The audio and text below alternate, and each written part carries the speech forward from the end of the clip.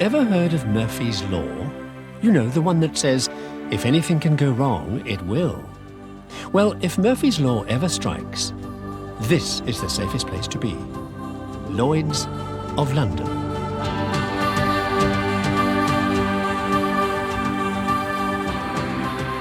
Because there is nothing you can't insure against at Lloyd's. All you have to do is pay the premium. And boy, have they insured against some really weird things around here over the years. Piracy, lying, death by gin, spacecraft parachute failure, dead horses, you name it.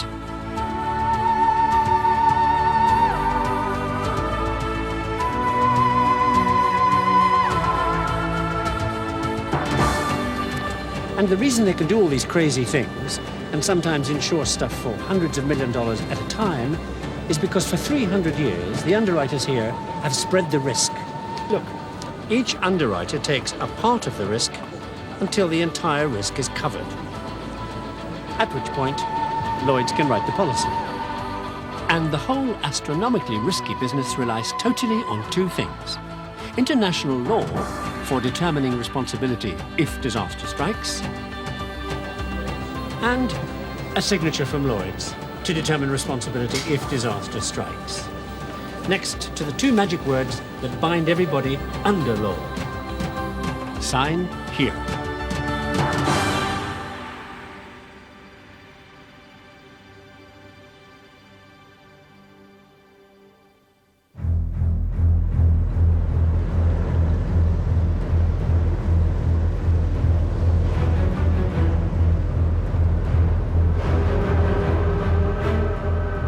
It is supremely ironic that international law all started with an act of skullduggery.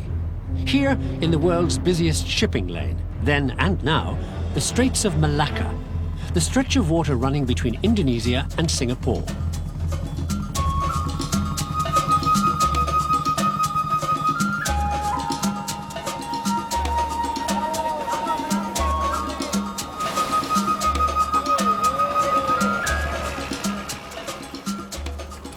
In 1604, a Portuguese galleon is trundling home with a cargo of fat profit in the form of spices, when suddenly out of nowhere comes a Dutch warship and snaffles the lot.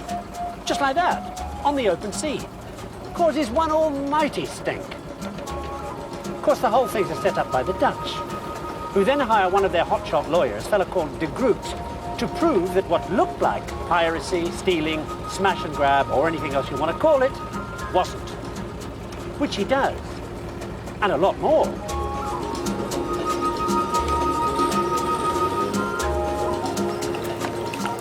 De Groot basically comes up with the concept of the open sea that belongs to nobody, so you can't monopolize trade on it. Which is what the Spanish and Portuguese have done with the spice trade, hence the Dutch piracy.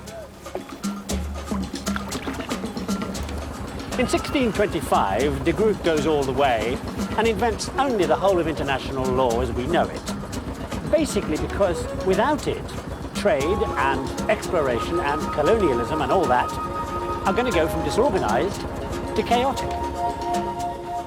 I mean, the Western powers are up every undiscovered backwater, planting the flag on anything dry enough to land on. The Pope's carving up Brazil before anybody's even been there. The Turks claim to own only the entire planet. Protestant legislation doesn't work in Catholic countries. And nobody is asking any local natives their opinion about anything. So whose law is right? Especially when it comes down to the essential matters in life, money and commerce. Well, de Groot says anybody should be free to buy and sell anything they like, writes out some rules for weighing the evidence, and basically invents international law.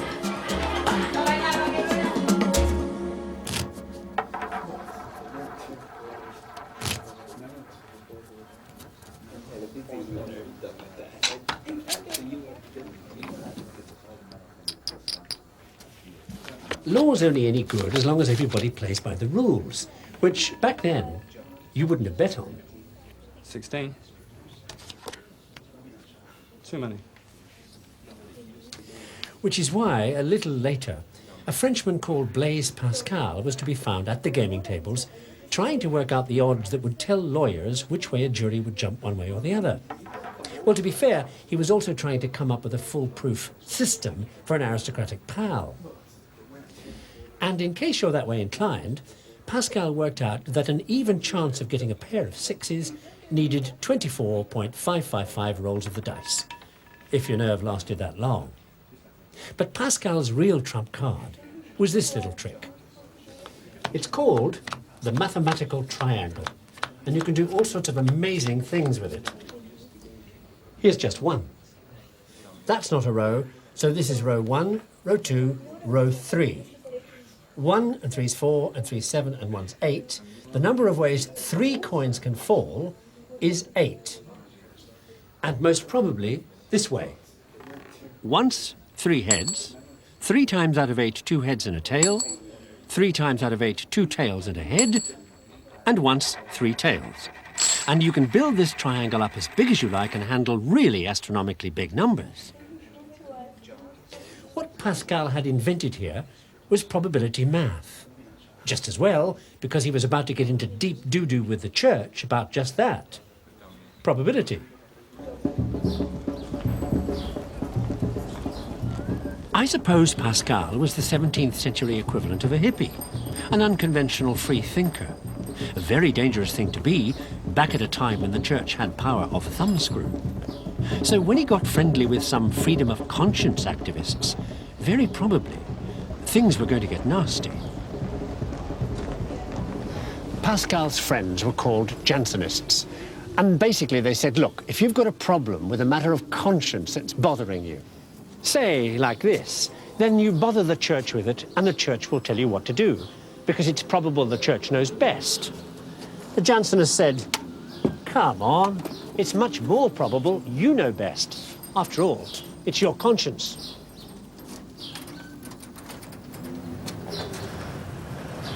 Well, all this went over with kings and popes like a lead balloon.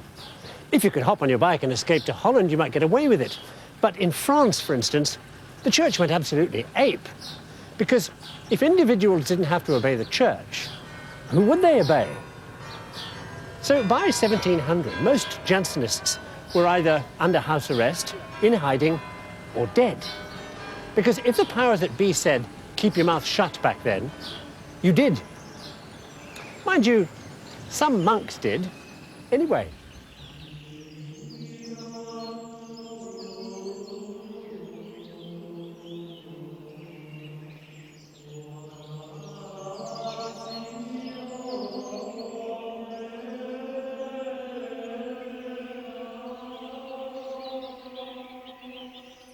Here's a couple of 17th century monks dishing the dirt on the abbot, cracking the latest jokes, and generally networking. Want to listen in? Okay. Here you go.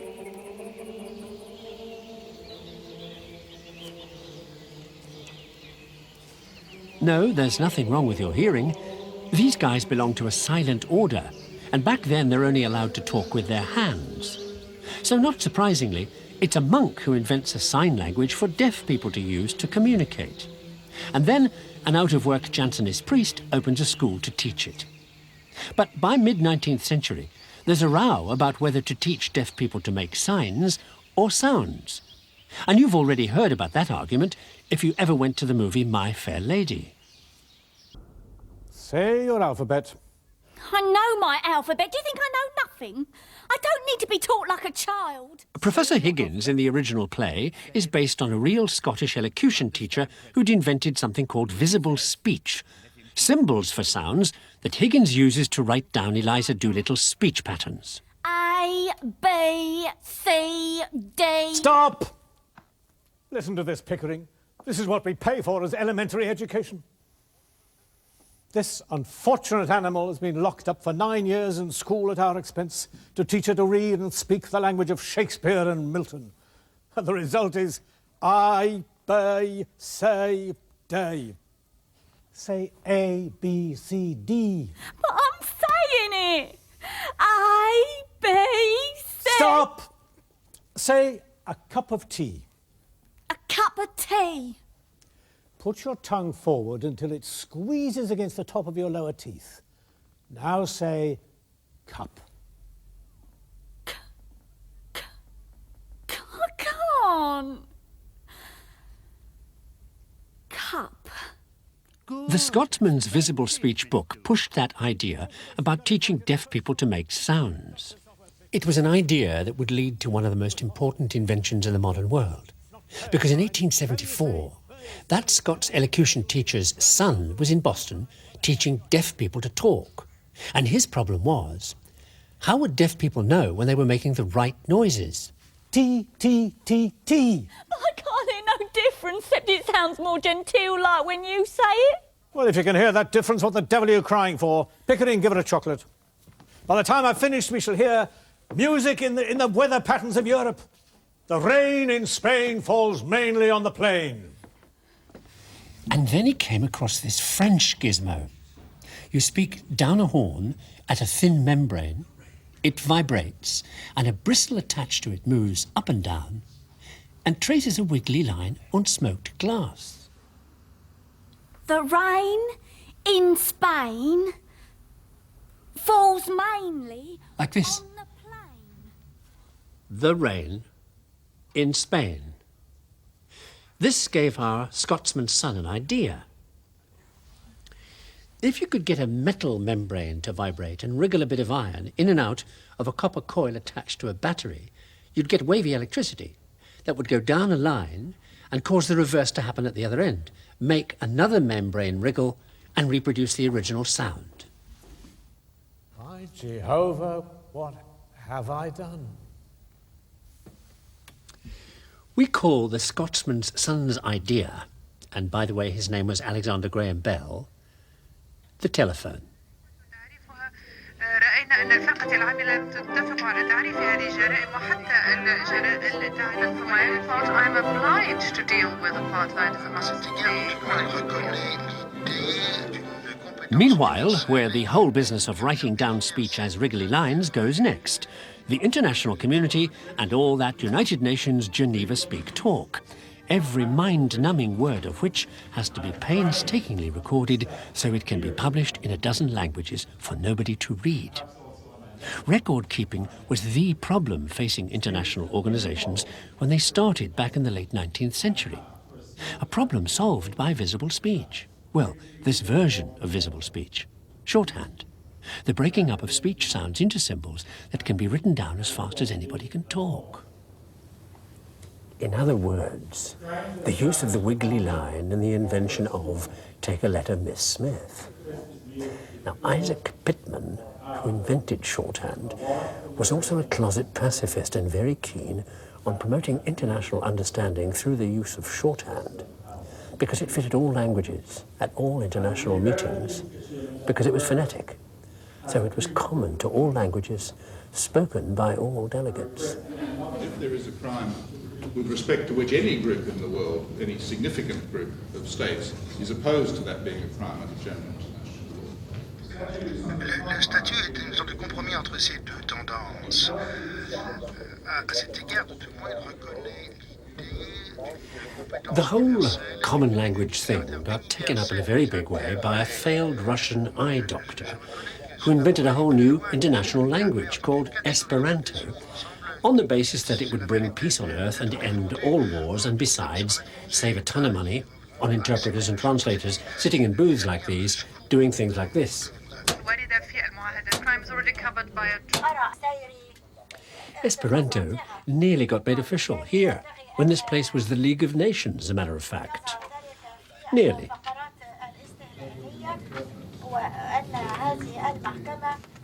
Well, even if Esperanto didn't catch on, at the end of the 19th century, with a war somewhere every 10 minutes, they were rather keen to find something that might help promote some measure of international understanding. The problem was solved by Pitman, with a development on his phonetic spelling idea, because there is nothing in any language around the globe that you cannot say using the International Phonetic Alphabet. Well, within seconds of the alphabet coming out, every research student in sight was grabbing for the nearest grant proposal, one of which was for a cosy little piece of research that some German guy fiddled called a phonetic examination of the French accent, made more properly scientific by some help from one of his physicist pals, a guy called Pringsheim.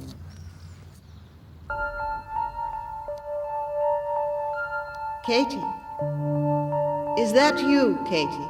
Pringsheim's claim to fame was that he used this little toy, the radiometer, to study infrared radiation, because back then, everybody thought the little paddles spun round when any kind of radiation particles, infrared for instance, hit them.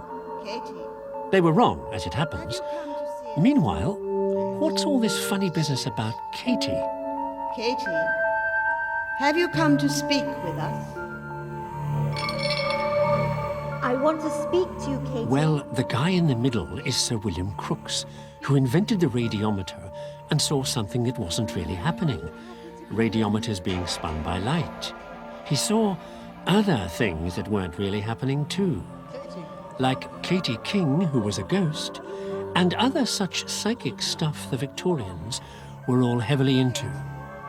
Why have you come to see us? Is it to see Sir William Crookes? Yes. There were even photographs of Sir William taken arm in arm with the ghostly Katie. So it was said. She's gone. Yes, she's gone. Just for tonight. Okay, back to the radiometer. And what wasn't really happening with it? Because it turned out it wasn't light that made the little vanes spin. It was common or garden heat flow.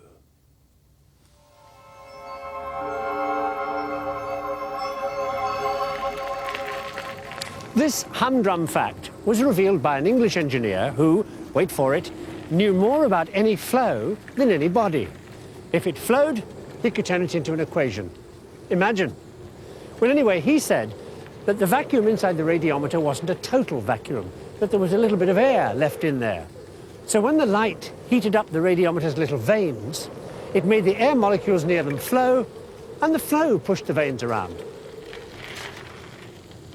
Name of Reynolds, this chap, thanks to which this is here.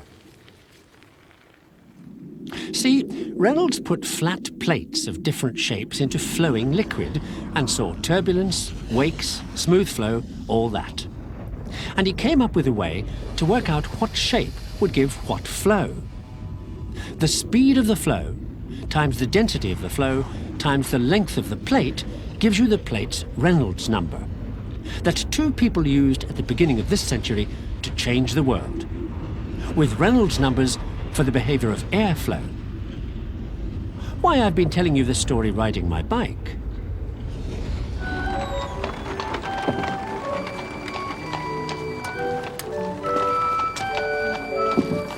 Because bikes are what the Wright brothers sold and repaired. Before they made the world's first powered flight at Kill Devil Hills, North Carolina.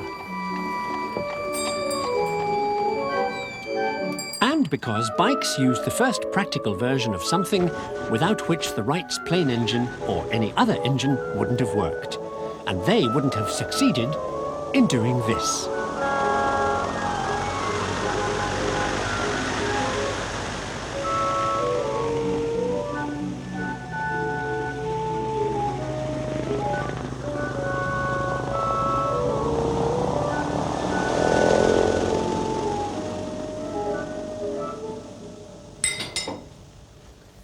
See, because that English engineer Reynolds knew about flow, remember? He also knew about friction. And because he knew about friction, he wrote the engineer's Bible on lubrication. Don't yawn.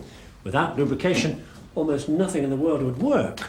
Lubrication, that is, of some little things that help the Wright brothers run their bikes and fly their plane. Ah.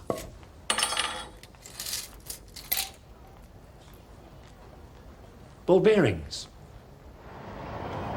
King of ball bearings was a fellow called Streebeck, and in 1900 he did everything you could do to steel spheres. Ran them in grooves, fast and slow, hot and cold, large and small, heavy steel and light steel, day and night, months on end. Came up with the Streebeck equation, which tells you what a ball bearing will take before it goes fut. In your washing machine, in an airplane engine, or in this escalator. After Strebeck, you knew what you could do with steel balls. Which brings me back to where I started, for more reasons than one.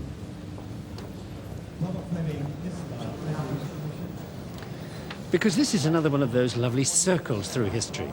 From insurance, remember, to gambling, sign language, wriggly lines, shorthand, aerodynamics, Wright brothers, ball bearings, and finally, back to Lloyd's.